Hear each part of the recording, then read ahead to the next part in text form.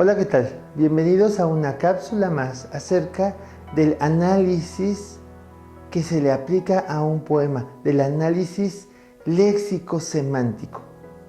Dentro de este análisis vamos a saber de qué trata el poema, vamos a analizar cuál es el tema que el autor determinado nos está queriendo compartir.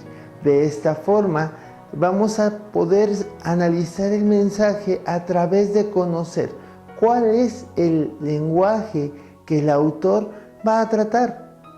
Y encontramos entonces dos tipos de lenguaje. Recordemos antes que el tema puede ser tan variado como la imaginación del autor lo va a explicar. Entonces puede hablar lo mismo del odio, del amor, de la naturaleza, de cualquier otro tema de manera infinita. Ok, entonces este lenguaje, dentro del lenguaje del poema vamos a encontrar dos tipos. Número uno, el lenguaje denotativo. Este tipo de lenguaje nos va a comunicar información objetiva, nos va a comunicar un significado común, va a usar un significado común para sus hablantes, es decir, todos los que van a leer o van a escuchar el poema van a entender de qué es lo que está tratando el poema. Entonces, dentro del lenguaje denotativo se expresan datos, se expresan hechos, se expresan también problemáticas.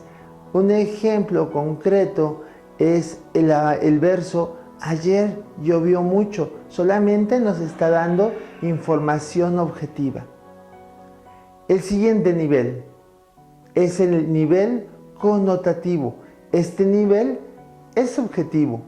Dentro de este nivel vamos a usar sensiblemente las palabras. Lo mismo podemos hablar de corazón como un órgano, como lo mismo puede hablar de corazón como la esencia de una palabra hacia una persona querida. Este tipo de lenguaje es de uso metafórico, es decir, no es realmente el lenguaje de manera literal, de manera textual. Entonces, por lo tanto, va a tener polivalencia de significados. ¿Qué quiere decir esto?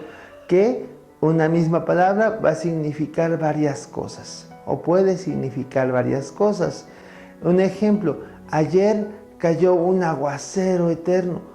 Si lo vemos de manera textual, no hay aguaceros eternos, todos los aguaceros finalmente terminan, todas las lluvias terminan, pero sin embargo para denotar que llovió mucho se usa esta figura, ayer cayó un aguacero eterno.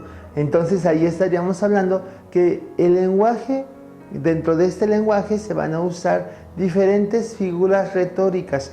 Una figura retórica es la forma de expresar una idea a través de diferentes connotaciones. Por ejemplo, tenemos la hipérbole. La hipérbole va a buscar la magnificación de una idea, es decir, la exageración de una idea. Por ejemplo, érase un hombre a una nariz pegado. Si lo viéramos en términos reales, pues no encontramos a hombres literalmente pegados a una nariz, pero se denota la idea de un hombre quizás pequeño, o nos imaginamos a un hombre pequeño pegado a una gran nariz. Entonces es una exageración. La siguiente sería la figura retórica de la metáfora. Esto significa, es el traslado de un sentido primario de una palabra hacia un sentido metafórico. Y entonces se genera un nuevo significado. Por ejemplo, hablamos o escuchamos el verso, las hebras de oro de sus rubios cabellos. Simplemente es una metáfora, está hablando de cuán amarillos, de cuán brillosos quizás puedan ser esos rubios cabellos. Por eso las compara quizás con las hebras de oro, de tan brilloso que puede ser. Ok, y una siguiente figura es la alegoría. Va a buscar expresar y darle vida a hechos y acciones, de tal manera que podamos darles vida a esos hechos o a esas acciones. Por ejemplo, hablamos de la envidia.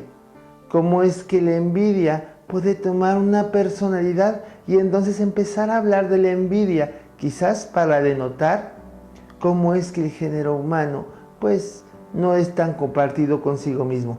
Ok, entonces la alegoría va a buscar corresponder a hechos y acciones de lo que se quiere realmente decir. Ok, la siguiente, la paradoja. Son dos ideas que mueven a la reflexión. Dentro de la paradoja vamos a buscar la sorpresa a partir de hacer concordar un hecho conocido con un hecho nuevo. Y entonces vamos al ejemplo.